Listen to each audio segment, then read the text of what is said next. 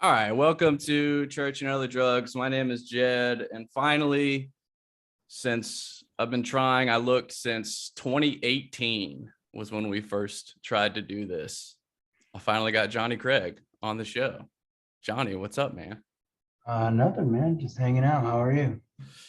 I'm good. I'm good. It's hot as hell. I'm in Louisiana, so we're getting into the summertime season. Okay. It's a little warm here. I don't think it's probably not. How hot is it there? It's about 91 today. Oh, no, we're good. Yeah. Today it's like overcast, so it's like 60, 65 maybe, but What part of Cali are you in? Sacramento. Nice. Yeah, Where are you from? Canada.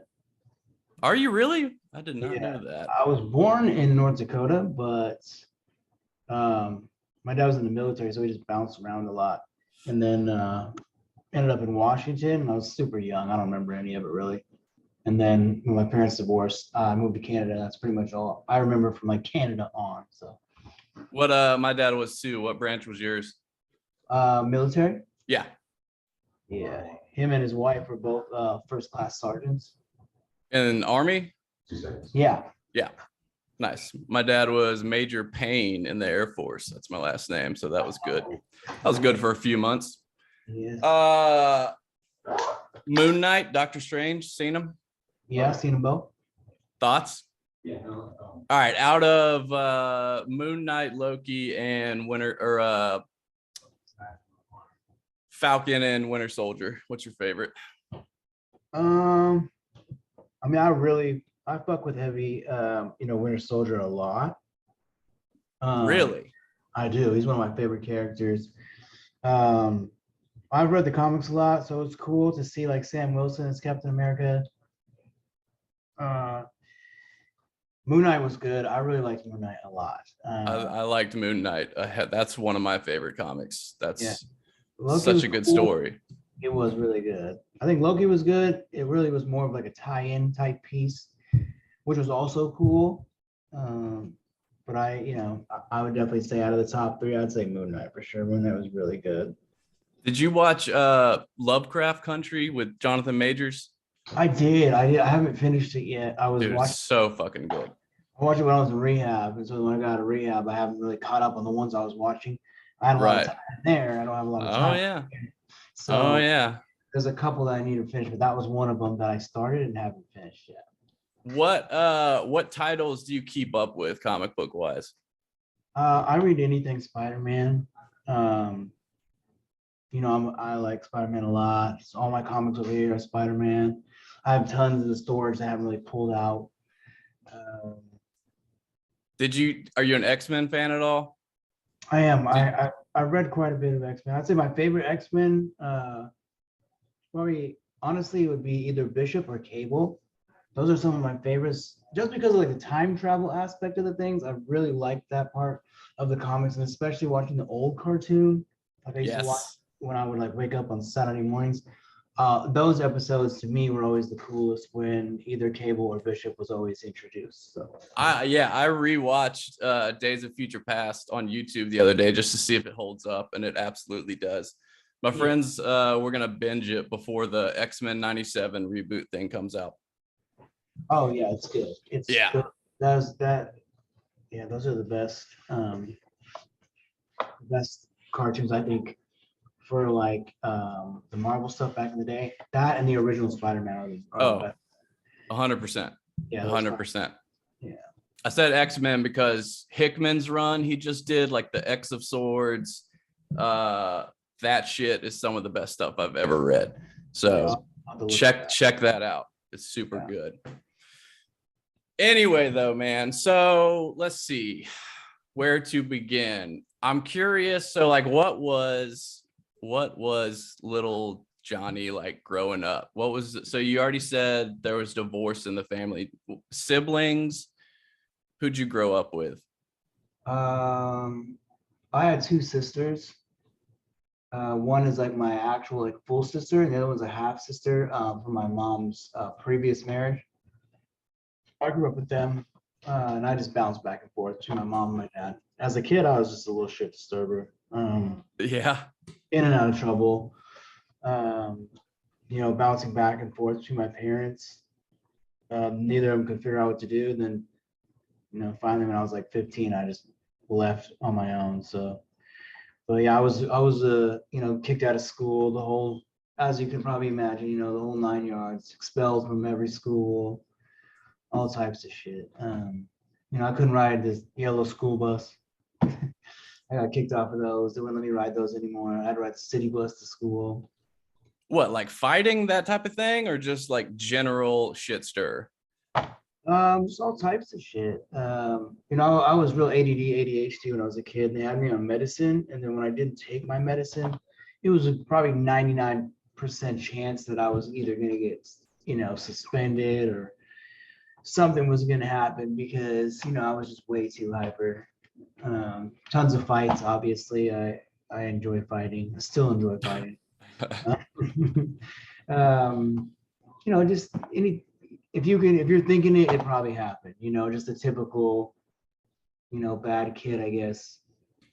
So were like early on, like were you into like escapism, like things like fantasy and comics and stuff? That's why I got into that shit, which ironically played into me doing drugs at some point. But like my big things was action figures, comic books, go see a movie, and then like me and my friends would like be those characters for a week or whatever. Yeah.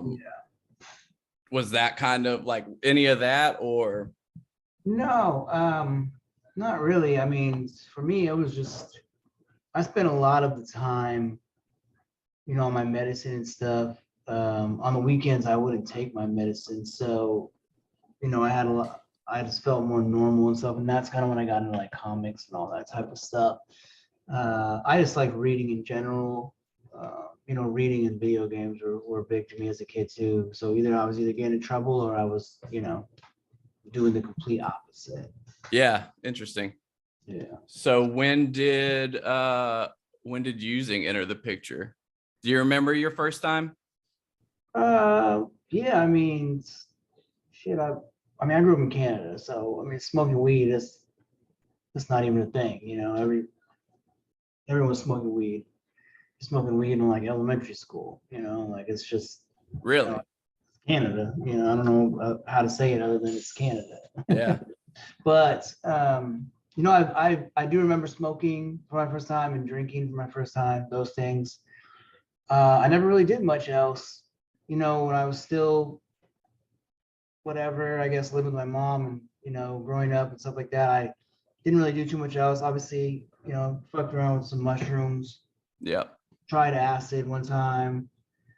I did it many times later on in life, but I tried, when I was younger, tried it. It really wasn't my thing. Psychedelics were not my thing. The first time I did opiates, I believe it was when I had my surgery. At least the first time I can remember.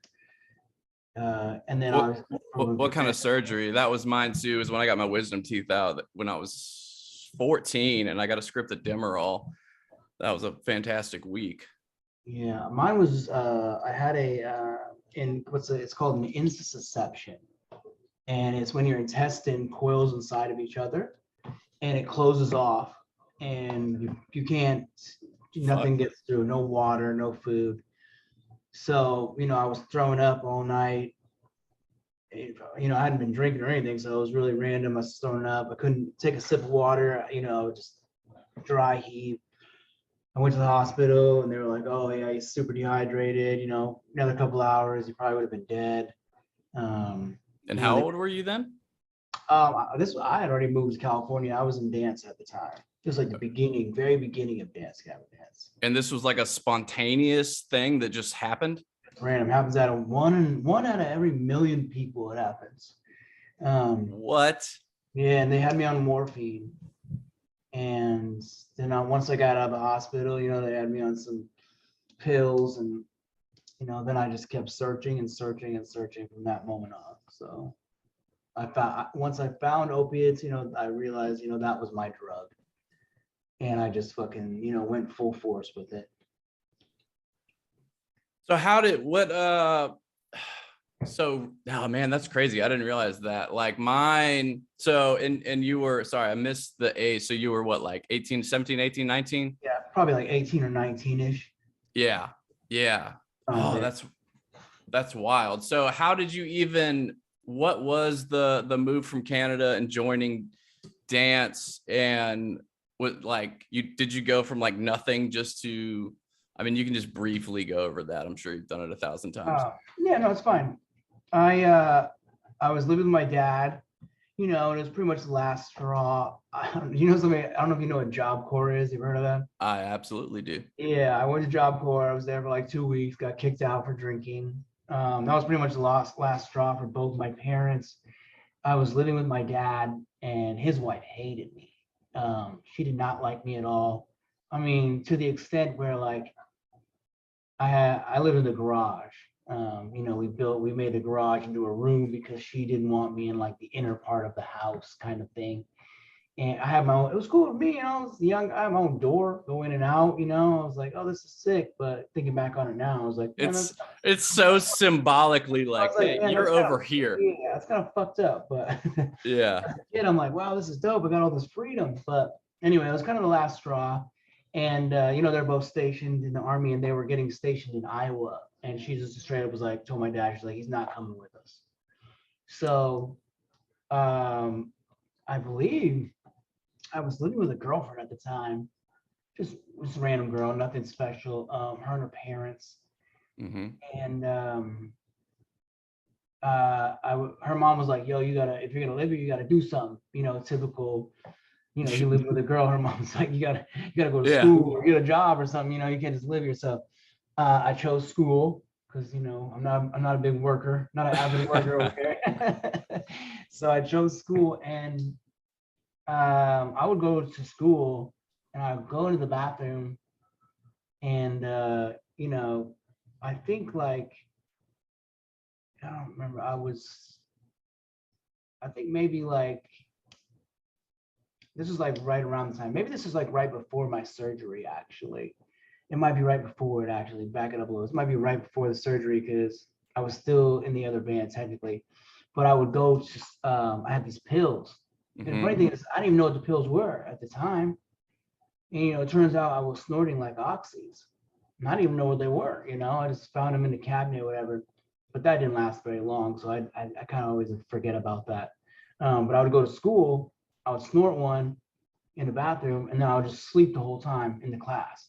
And there was another guy that slept in the class too the whole time. And one day we were sitting next to each other, and we just started talking after we had woken up. And he's like, oh yeah, I'm in a band, blah blah. And I totally just straight lied. I was like, yeah, I'm in a band too. I was not in a band whatsoever. Awesome. And bluff move. Total bluff move. And he was like, oh, you want to go back to my house to smoke weed? I'm like, yeah, cool. Why not? And so I went back to his house. We smoked some weed. He's like, yeah, we're gonna kick our singer out. What do you do? I was like, oh, I sing. This is all just super random, like just. And did you sing though, at least? Yeah. Okay. It's funny because I just realized like a month ago, maybe a month, the song I tried out with was Newfound Glory. Okay. And the title of the song is The Story So Far. And I didn't even realize that was why that band was named that until like a month ago. I'm like, whoa. I just found that out. Yeah, just now. It's on that Sticks and Stones album. And I was like, what the fuck? And yeah, so I sang that, and they're like, oh, you're our singer. And I was like, okay. And I moved in with him, and that kind of went on for a while. That was my first band. And we were on this really shitty label. It wasn't even a label. It was just, some fucking rip-off bullshit. But we were on the same label as Dance, but they were called Farewell Unknown. And we did a little tour from Washington up to like, Sacramento, San Diego, San Francisco, and then home. Played with them. I met those dudes. Fast forward, I'm in my room, I'm doing nothing. I'm living in the basement of the guitar player's brother's house, just doing nothing, and the band really wasn't going nowhere. Everybody was fighting in the band. probably because I choked the guitar player out on his birthday in front of all of his friends. But he's actually a really good friend of mine now. But I mean, I didn't mean to. I was just hammered. You know, we were both drunk. Yeah, it happens. But we're actually really good friends now. But yeah, Will was like, hey, we're getting rid of our singer. You want to come to California? And I was like, all right, come pick me up. And he literally picked me up. He was there like the next day, picked me up, and I drove to California. And that's how I started dance with them. Oh man. So I mean, the what if game's kind of pointless. I wouldn't have guessed that you stumbled your way into opiates through surgery though. I was one of them. Like my way, so I fucked up bad enough to have to get sent to an inpatient treatment center, my first one my senior year of high school, but I was on a waiting list. Yeah. And I was like, well, I've never tried heroin and I'm going to rehab anyway, so let me just check that off the list. And not, I mean, just a stupid kid, like not understanding that it's not something you can just turn off. Yeah. So I kind of sought it out. So how did, like, what was kind of the progression? Like, I've always been interested in like, what would it have been like to be like dependent on something on tour? Like what's the game there? Like how are you finding stuff in different cities? Like how do you make sure you're not sick? How do you maintain? I didn't give a fuck. So I was just straight up with it on the social media. Like, Like, yo, I'm gonna be at the show. I would literally post on my Twitter, like, who's got the pills? I wouldn't care at all. And was it kids like happy to be like, oh my God, I just got to give some pills to the dude from dance? Yeah, straight up. They would just Wow. bring me drugs all the time. And if I couldn't find that, then shit, I mean, I'm like a drug magnet, man. Mm-hmm. I could go somewhere, I got like drug radar. Like I could go walk anywhere, be anywhere. I could just, sense or know who's got it. And me, I have no fear whatsoever. So most of the times I would just go into the straight fucking hood, man. And Yeah. I would literally, don't go there, it's dangerous. I'm like, I don't give a fuck. I got one thing on my mind. They want money, I got the money. Like, and I would go, I would go to the bluffs in Atlanta. You got homies on a roof with like AK-47s and shit. Like, and I'm like, hey, I don't give a fuck about none of that, man. I'm like, I need, give me my sack. So on tour, it started out good like that. It was easy, and then then you get sicker and sicker, and you get shit far and few between, and it ain't fun. And you gotta perform even if you don't got the drugs. Another curiosity. So like, and this is how all my friends and my mom especially, because I left also when I was 17, never went home, but she could always figure it out because whenever I would do dope, I swear like my voice drops an octave. And so with you, with this like characteristically higher voice, did it ever fuck up your singing? No, I don't think so, really. Everyone's like, oh, he doesn't sing as high anymore, blah, blah. And it's just like, it's called growing up. Right. You don't, you look at other singers like Justin Timberlake doesn't sing the way he sang when he was a child to the where he is now. It's like, it's just progression. I don't think it ever really fucked up my voice. Some people said it added to it, gave it more of that grit. I don't think that's a thing either. But I don't think it never really. Sure. Like at least me thinking that way, I don't think it has. It might have, but. So when did it become an issue? So, well, I guess what was like the general consensus in the band? You're hiding it at this point. People sort of know. You just kind of say you're doing other stuff. Like, what's the scene looking like? Everyone always knew. I never hid it from anyone. Okay. Did it come to like, was that the reason for the disillusion with dance, or was it just personality? I think the first, when I got kicked out of dance or whatever, it was just that mixed with just an attitude. I didn't have just lack of respect. I guess. On their end or your end? On my end, Okay. probably, just not caring about issues, or if something happened, just being like, oh, well, whatever, shit Right. happens, but they're like, no, you don't just move on. But me, I'll just be like, whatever, moving on to the next thing. So it's probably just a little bit of, lack of respect on my part. Yeah, probably about that. So what was the move from there? From there, I was stranded in New Jersey. Yeah, Was it on tour? yeah, we were on tour. Oh, damn. We were about to start another tour the next day. We had just played Saints and Sinners. What happened was, I don't know if anyone's ever been to Saints and Sinners in New Jersey. It's kind of at like this like stadium type thing. And so, all around the top of it was all the merch, and it goes down into these, they got layers of like a stadium, and there's a stage. And I'm up there talking to Silverstein, because that's what we were on tour with at the time. And I hear the intro to our set, and I was like, oh, fuck. And I'm all the way at the top, right? So I'm like, oh, whatever. So I fucking just start booking it. I'm like jumping down balconies, bro, like running. And I missed like probably like 25 seconds. I missed maybe like, I'm going to say 2 lines. Right.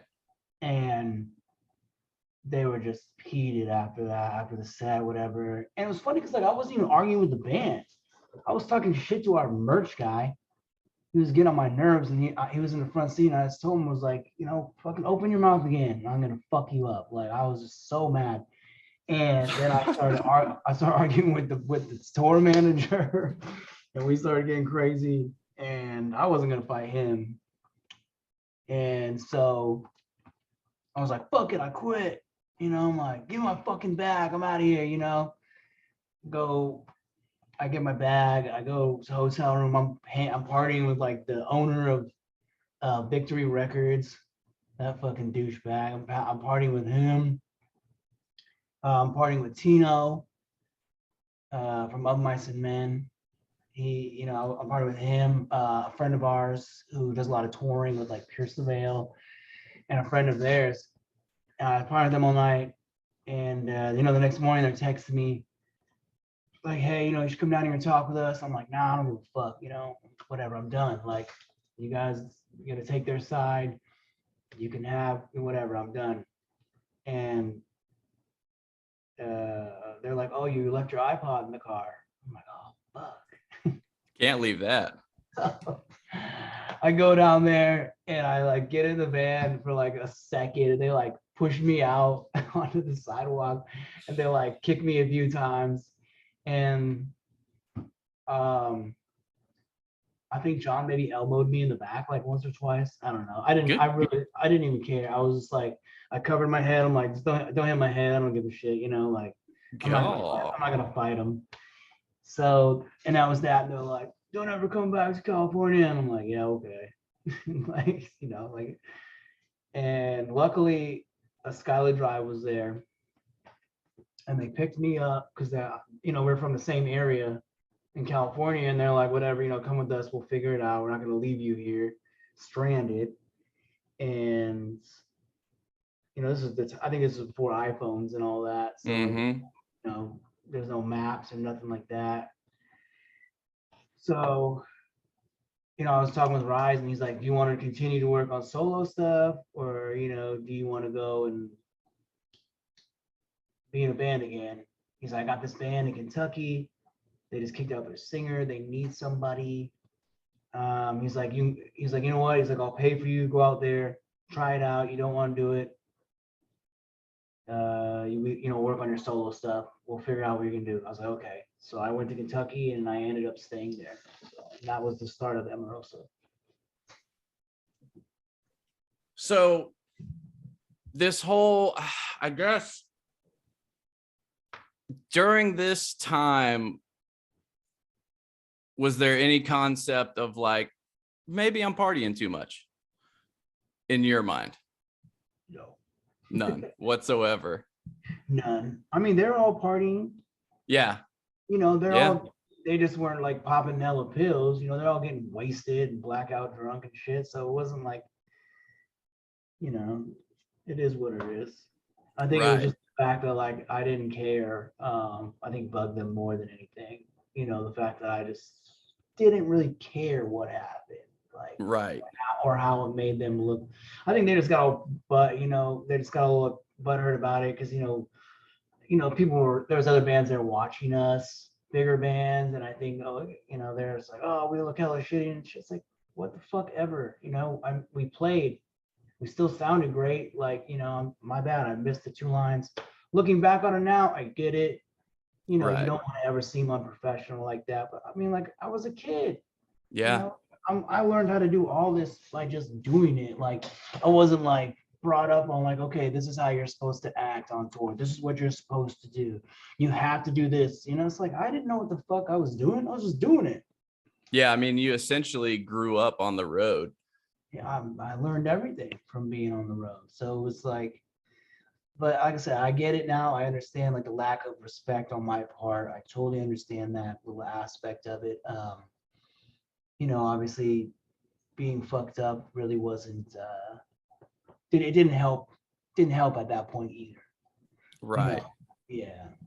So, but I don't even think I had even experienced withdrawals at that point. So it was like it wasn't Yeah. even, It's super nice being young and resilient. I tell you what, I yeah. miss that. You bounce back quick. You wake up and feel like shit, and you're like, oh man, I just must be hungover. Right. You don't think like, oh shit. And like I said, I don't know the extent of opiates at this point. I Well, don't so know. I don't know that I'm gonna go, through withdrawals and crap yet. yeah, so keep going with that. So you're in Amorosa, things are going good with that. Yeah, Um, I stayed sober probably for about a year in the beginning. but just completely like by choice, no one Yeah, breathing down your yeah. neck. No, I just, I felt shitty, and then I felt like I had a lot to prove. Right. I was a little bummed out once the reality of the situation sunk in. I didn't know what Amorosa was gonna do. I didn't know how it was gonna go. I was living in fucking Kentucky, working at Jimmy John's. So I'm like, damn, this sucks.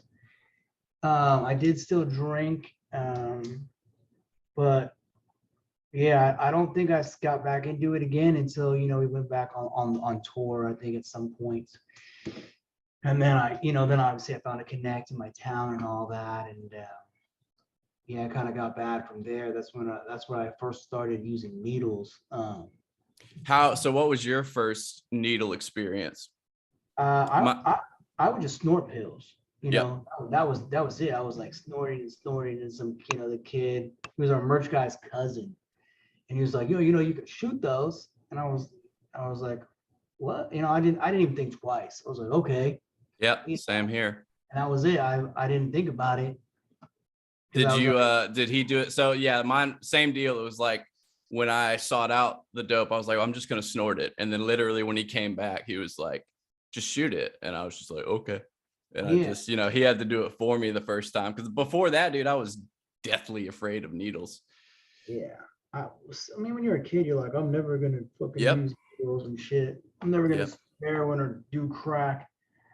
At least I stayed true. I never did crack, thank God. So, but yeah, he fucking busted it out, and we did it, and that was that. Then I started shooting everything from then on, and that's all the whole MacBook fucking fiasco got. Yeah. That would have been, I guess, like the first time like your addiction stuff went public. Yeah. Yeah, I believe so. Yeah. I was on rides or whatever, and we were sitting at home. And I had like an $800 pill habit a day because they're 30 milligrams a pill, a dollar milligram, 30 milligrams. And they just cut me off. They're like, you're getting too wild. I played some shows, and they were there, and snorting shit off the merch table. Like, they're just like, we got to cut you off. You're asking for too much money, because they would just give me money whenever I need money. I just call them and say, hey, I need money. you know, I got to do this, I have to do that. Like, The label was just fronting you money? yeah, nonstop. Wow. Label, my manager, all of them. And so, you know, they cut me off and I'm like, what the fuck am I going to do? You know, shit. Like, so of course, you know, mind goes to, all right, I'm going to sell my things. Yep. You know, I got shit to sell. Okay.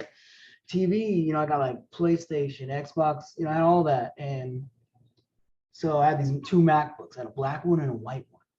I had bought one for me and one for my girl so she could do her school. She was in school or whatever. She needed it for school. And yeah, I just posted on social media again. Where, you know, just say, hey, selling this shit, $800 best offer. And I just got flooded with emails, dude. And so I just picked the first one. I'm like, okay, cool, you know, I'll sell it. And, you know, the dude sent the money and I didn't even like package it up, nothing. Like he just sent the money immediately. Like I was like, oh shit, that was easy. Yeah. Then, you know, 2 weeks later, I racked up like $33,000. And then we go on tour. You got 33K for that? Yeah. So, dude, that's a lick. Yeah. So then we go on tour, and then obviously all the people started like, you know, oh, you bought a MacBook, I bought the MacBook, and then started like, you know, congregating, and then it all busted out online and whatever.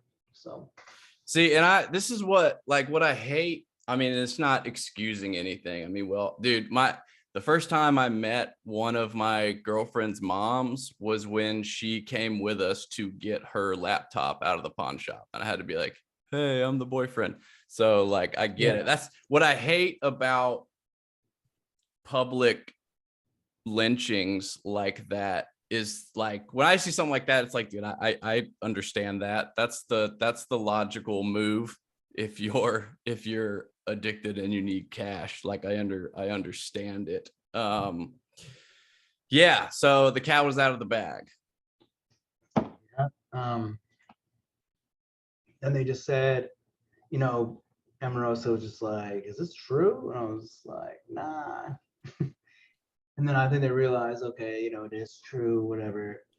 And it was funny because we just met with like the management company that was doing like Paramore, Data Remember, all, you know, sitting there, and yeah, it was just a mess. So they're like, okay, we're gonna send you to rehab. And so I went to rehab. Where'd you go? The first one? In LA. It's called Cry Help. Okay. Yeah, I went there 30 days. I think I got out. What was your initial thoughts of that? Like, this is bullshit. I'm doing my time. I feel better. This kind of makes sense, or just kind of whatever? I just bided my time, man. Yeah. I did not want to be there. I didn't take any of that shit seriously. I didn't pay attention. It was funny because I went in there and I talked to like a counselor for like 5 minutes, asked me all these weird questions, and then I never spoke to him again the whole 30 days. They were supposed to give me like a schedule for classes. I did nothing. I just sat around the whole time. So it was, yeah, that was definitely a place that was just more oriented on just money. Yeah. Like, okay, this kid's definitely gonna be back. Like, you know, whatever. It was funded through an organization, whatever we got, you know, they just didn't give a fuck. So it worked out in my favor at the time because I didn't have to really do anything. You know, I didn't have to pay attention. I didn't have to care. I think I got out, and yeah, I was no longer in Emeralds at the time. So how long before Slaves? I was like, I mean, I went back to dance at some point, you know, after this or whatever. Maybe it was around the same time. I know there was a period where I was doing both for a minute. And you were, well, how long did you stay clean post, and I guess we'll say from opiates, post that rehab? Not very long. Days, hours? Maybe like 2 weeks, 3 weeks. Yeah. Something like that, you know. When you go to rehab and you don't want to, all it is just a time to scrub your receptors clean so you have no tolerance again. Pretty much. Yeah. It was whatever. Then I was in dance again for a little bit. Like, all the drug shit got worse and worse again. And slaves didn't happen for a while. Uh, I did solo stuff, for a long time before all that. Slaves kind of popped off. I wanted to be in a band again. I want to say what, like 20, I don't know, like 13, 14, maybe. I don't know, maybe, I don't know. Maybe like somewhere around there. Well, and yeah, I didn't mean to gloss over the second time. When you got back in dance, was it like a Bam Margera style, like you can be back, but this is what we expect from you, and we're watching you hardcore, that sort of thing, or not really? No, man. I mean, I was living in like hotels and shit. So I mean, so the perfect recipe to just keep doing what you're doing. yeah, like nobody wanted me at their house. So I mean, they're not stupid, So it was cool. I mean, whatever. Like I didn't make a big deal out of it, but I don't see what they really expected was gonna happen. Right. So yeah. All right. So then solo, then slaves. Yeah. And all the and you, so at this point, have you still not dove into heroin? You're still doing pills? No, I was doing like heroin, pills were what kind of started the whole thing. But, once I kind of did all that stuff, like with the pills, I tried, there wasn't much heroin in Kentucky. You could get it here and there, but it was like $60 for like a 20 bag. Kentucky's meth country. Yeah, well, there wasn't much. Yeah. So, once I went back to LA, California, then of course, that's where all the drugs, the heroin, all that was, and I was doing that like nonstop. So, were you like, what was, if you remember, like what was going on inside during all that? Were you depressed? Were you happy? Were you just living for day to day? It was whatever. Like, were you like, I wish I could get clean? I mean, what were you thinking? It definitely sucks. I was definitely on a downward spiral again. And, it was just, I'm living at hotels, I'm pretty much homeless. Trying to hold it together the best that I can, which, obviously didn't happen. Yeah. I don't think I was like, I mean, obviously when I was high and, going through withdrawals and shit like that, of course I'm depressed. I don't think I was using to be depressed. I think I just liked, I like the feeling of being high and, not having to deal with lots of shit. I didn't want to deal with nothing, none of my problems. I didn't want to deal with, the fact that I had to deal with band problems and all that. I just didn't want to deal with any of that shit. So being high was a really good way to escape. And I think using on the road, I've always thought too, is like, it's hard, being out there. And, a lot of people don't make it, they quit and they want to get real jobs and shit. But, I just pushed through with drugs. Yeah. Everyone's fighting or arguing about some shit, or we're not making money and how we're going to get to the show, whatever. I was, fuck it, I'm high. Yeah. I don't care what happens. And that was kind of how I got through that whole era, was just kind of keeping myself, stress free, I guess, not having to worry about, am I going to be able to eat today? Yeah. Am I choosing to eat today or get drunk? Yeah, man, it does. That's the tour life, is like, what am I going to spend this $5 on? Well, it's like a super watered down, simplified world. Like, I mean, you're right. It's like you just have some tasks that you have to do for the day, and that's about it. It's kind of like the even now, like that's I can see the appeal of even like the life of using or whatever, is that it's very simple. You know what you want to do and you know what you got to do, and you just have to figure out a way to get money and get high, and then that's a wrap, and then you can worry about the next day tomorrow. Yeah. And like otherwise, like, oh, I gotta fucking pay taxes, I gotta change my oil, all this shit that I avoided for so long. Yeah. All right. So were you, when you got into slaves, is that a period when you were cleaned up? Yeah, yeah. That was more of like, you can't be using, we're gonna get a band house and do all that. And that was that period when I got on like right before slaves and all that, I had just gotten on Suboxone. Yep. So I was doing pretty good, I have about 8, 9 months, moved back to Sacramento. I don't remember where the fuck I was living. Um, I moved back to, I think I was living in Sac, but I was living with a girl and I did not want to live with her anymore. So I literally, while we were making the first Slave CD, we just got a band house and was like, see you later, I'm out. Yeah. Nice. Yeah, she sucks. She's yeah, horrible. She still won't leave me alone. You seem to have a few of those, huh? Yeah, well, she's the main instigator out of all that shit. She's the one. Ugh. But yeah, she's whatever. But we did the CD and got a band house, and they did their best to kind of keep me clean and shit. And it was cool. There's lots of relapses, obviously, tons of relapses. Uh, yeah, it just then, from there it was just on off, on off, just clean, not clean, clean, not clean. Yeah, that's when it sucks. Just That's the rough time. yeah, you got a good amount of time, then you fuck up, whatever. And I do really good, and then I'd be on tour and fuck up, and then everyone would just be upset, and just that was shitty to me. So what was the final straw with slaves? I just didn't show up to the airport. I was in San Antonio.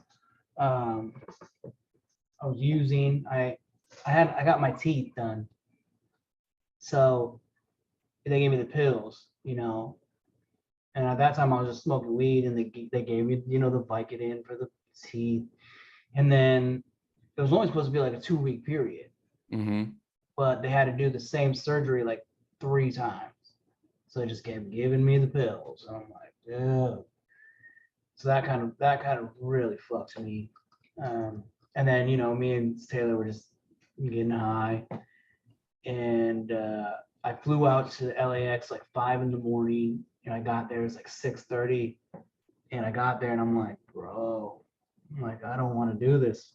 I'm like, I don't want to sit on a plane for like 20 hours and be dope sick, because it's not like doing like fentanyl and heroin, it's not like doing pills. Like you can just bring it on an airplane.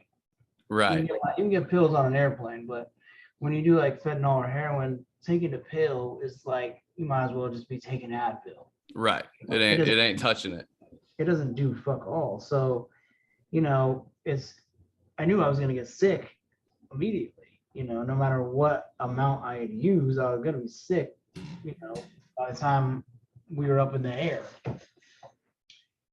Because I could only use before the first flight at like 5. So long story short, I just flew back home and kind of left them high and dry. And that was that. Mm. That was that. So what would Before no that, go ahead. before that they were like, we had a little acoustic tour, and I used on like the last day, and they were like, oh, we're done, blah blah blah. Then they were like, okay, we're gonna do the Europe tour, and after we're done the Europe tour, you got to get help or whatever, and that didn't work out because I just didn't show up. Yeah. So what was so I mean, now we're getting closer to the current day. I mean, what was this I can kind of remember, like seeing your social media stuff of you like still kind of doing the off and on thing, and proud of your recovery, and then slipping, I don't really know, and it was shortly before you switch gears into the R&B solo stuff. So I mean, that had to be kind of a low spot of missing the tour just because you were going to be dope sick. Yeah, I mean, it sucked. And that didn't last for much longer, I guess. I ended up, back at my dad's, and he lives in the middle of nowhere in New York, so that was pretty depressing. I kind of got clean there. Went back to LA to finish the Eric Ron CD that I was working on, the first little EP, which we waited a whole year to even finish it because he wouldn't let me, come until I was clean. And so, but once I got back to LA, it kind of started up again. I got clean before my son was born. That's right. That's right. But he had a surgery when he was 4 months, and they were like, oh, here's the odds of him living, not living. That kind of fucked me up a little bit.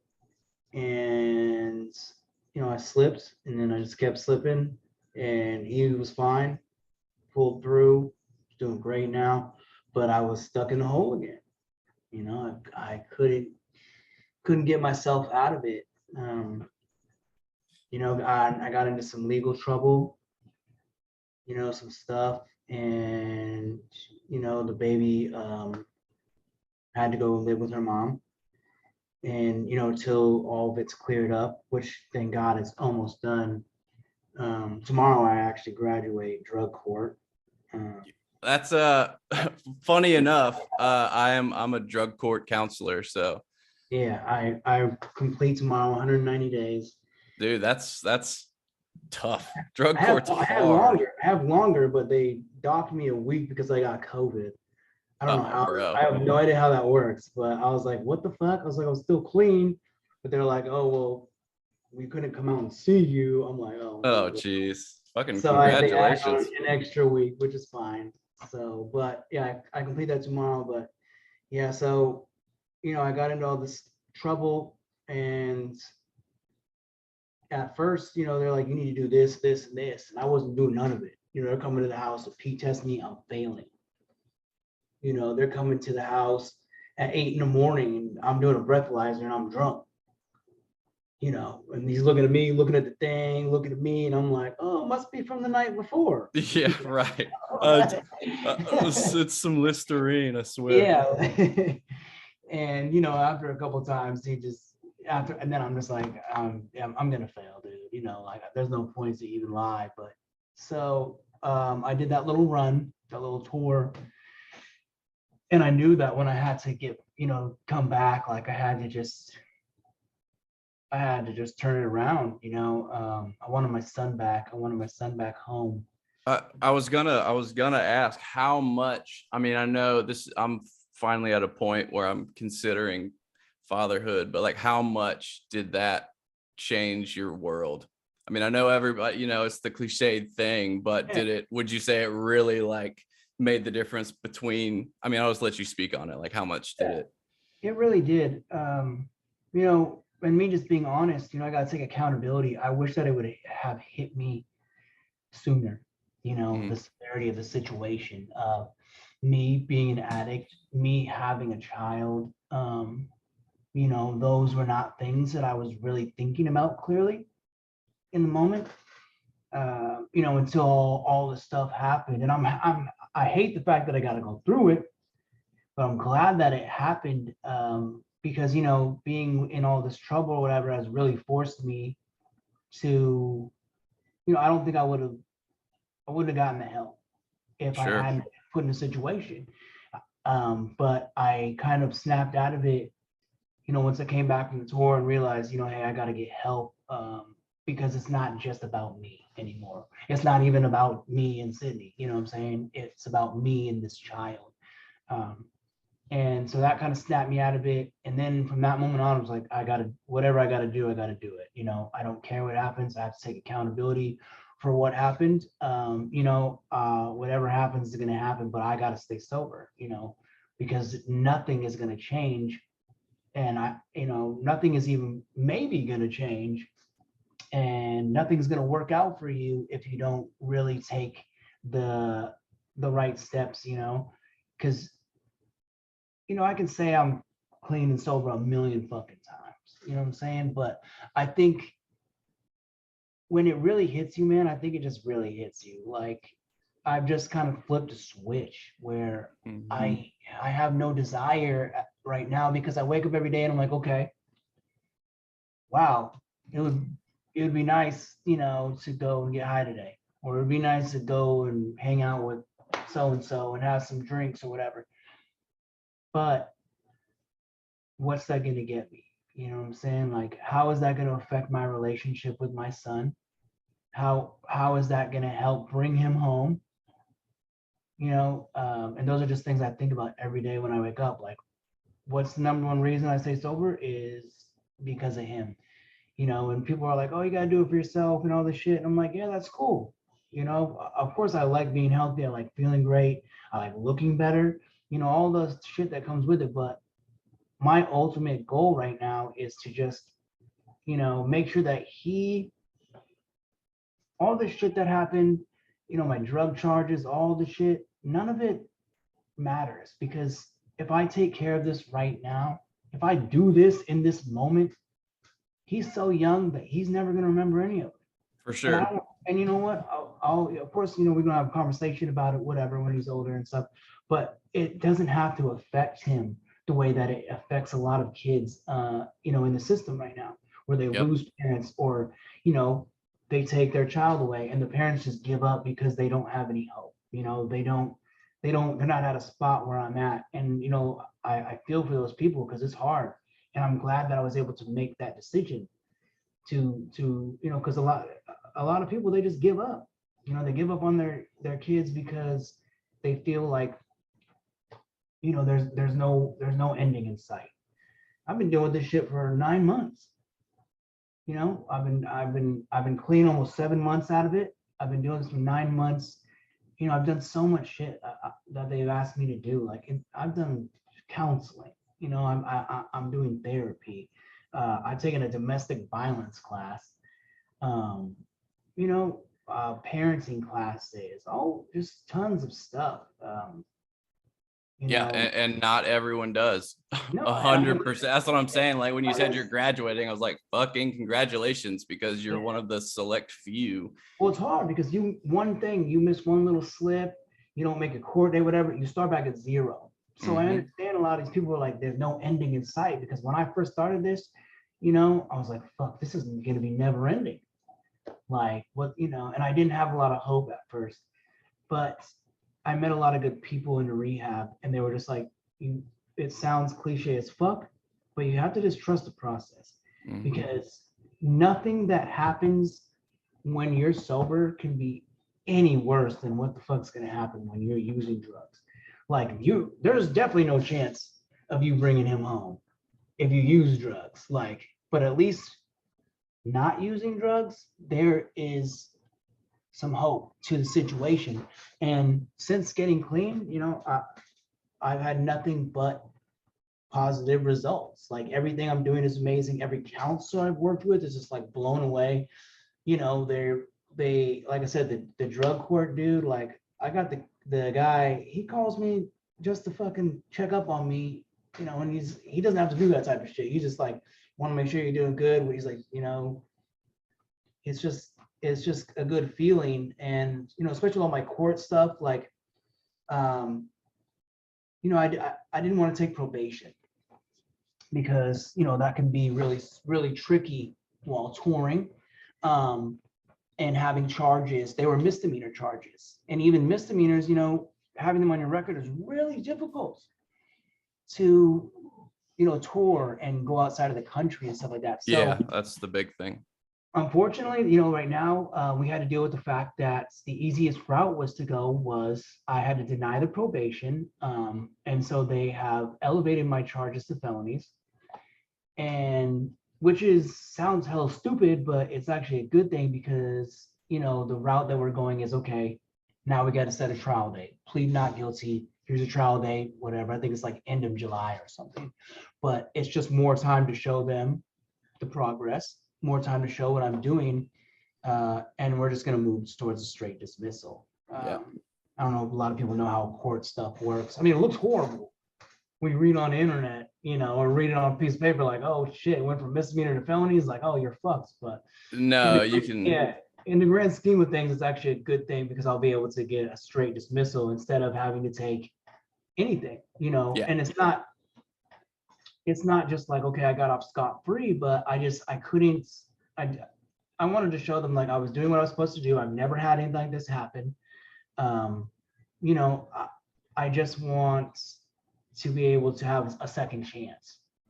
Yeah, I mean, for me, it goes into like, this is the thing with the American public, and dude, I was, I was on 5 years of probation and got locked up just for drug charges. And it was basically, I just had tons of character witnesses that were just like, look, man, like, he's just a drug addict. Like, it's just, and it's the whole thing. It's like, do we, like, as a society, do we actually want to rehabilitate people, or do we just want to punish people? And a lot of people, it seems like they just want you to suffer, when it's like, all right, well, is it an illness or isn't it? And if it is, then maybe give me a chance to make right the wrong that I did. Because it's like, I'll go out on a limb here and suggest that, like, you sitting here now probably would not have done the things that occurred, like, in your right mind. No, I mean, I'm not Right. now that I'm sober, I got money, right? Right. So a lot of the things that I did stemmed from not having fucking money. Yep. A lot of the horrible things I've done is just me being not able to get myself well. And I think now a lot of the stuff like was, scary, and I think is it's not just drug charges for me. Now it has to do with like a child and stuff. And that was big for me too. Is like, wow, like, you have really fucked up this time. Like, this ain't a thing. Like, this isn't just, hey, you got a drug charge, whatever. Like, this is a whole other fucking ballpark. It's a life-changing event, is what it is. So yeah. It was like, okay, the court system, they read child, they read the word fentanyl. And they're not fucking around, especially in California. Like I said, I've been doing this for 9 months, man. And, I haven't spoken really one word about it. This is probably the most I've spoken about it ever. At least to people that are not close friends. But, I'm happy to say that it's finally coming to an end. I've done what I'm supposed to do, so that's good. And I'm happy that I'm able to, like, I'm just ready to move past it, man. That's the big thing. Well, and I do and personally, like, I'm glad you're sitting here to be able to say it, because the way the Fent game is right now, that's the other ending to this story. Yeah. I mean, I've lost so many just this year. I've lost a bunch. I lost like 3 people this week, man. Yeah. And the crazy thing is, like, I went into rehab, and they test you because they see how your levels are so that they can have a baseline. And they literally, the person that tested me, they got the thing back, and they were like, we've never seen this high of levels in a living person for Sacramento County. I was like, oh shit. I was like, I don't know if I should brag about that, but yeah, that's a rough record. I don't know if we'll put that in Guinness. Yeah, that's a beast mode right there. But I mean, I was spending like $1,200 a week. God. Like, I was shooting like gram shots probably. People are dying off like the size of a piece of salt. I'm doing like rocks the size of a quarter. Yeah. And it was just too much. That was another reason why I wasn't even getting high anymore. That's the other thing too, is I was just sick, and then I wouldn't be sick, and like, I was just so over it, man. So I'm glad that I hate the fact that I put my son through all this. But I'm glad that it happened so that I was able to get the help that I needed.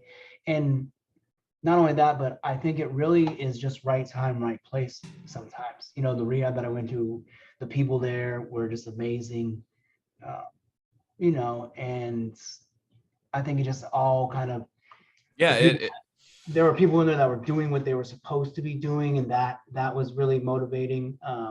Then you kind of you either gravitate towards the people that aren't doing what they want to do, and are just kind of buying their time, or you're gravitating towards the people that are doing what they're trying to do. They're serious about what they're doing. So, And luckily I went, towards the people that were doing what they're supposed to be doing. And I kind of just fell in with all that. And I made a real improvement. And then by the time I knew it, I was out of there. So yeah, and that's how it happened. Cause I over my time, I went to 19 treatment centers from the time I was 15 till I was 27. And it was, and I had someone tell me, it's like, when it's your time, it's like, there's nothing you could or could not do. It's like, you're just going to get it. So it's just like, it just lines up. And I mean, all you really have to do is just kind of accept it. But yeah, I've seen that time and again, where it's just like, for whatever reason, when you finally get it, you have that chance to get it. So yeah, I mean, luckily I think it was like my third treatment center, the third one. But I mean, I didn't keep going. A lot of people keep going and their parents make them go. I just didn't keep going. I'm like, that was, I'm not gonna waste this time. I'm not gonna waste this money because I know I'm not gonna get clean. Yeah. So I just stopped going. And then this, like I said, this last time I went, I was just defeated. With the situation, I was defeated with my home life. My relationship. I was just, it was just time. Yeah, you were done, man. Try something different. And then I will say I owe a lot of it to the shot that I'm on too. I'm on that Vivitrol shot. Awesome. And that has really, really made a huge difference. And I want to, advocate to anyone that's definitely listening. If they're thinking about that or heard about it, that's definitely made a real big difference for me. Because, the first 2 months in rehab, I couldn't even take it because I still wasn't peeing clean from God. That's how long it stayed in my system, bro. So when I was able to pee clean, they put me on the shot, and I think I've been on about 5 months now. And awesome. It's been amazing. Like, I don't have no. How long?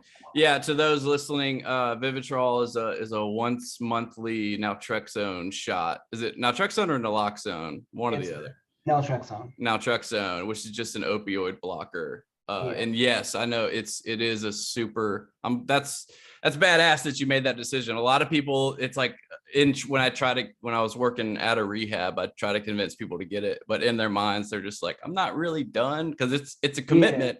Once you get that, once you're not beating it, or if you do, I was just that's like, awesome.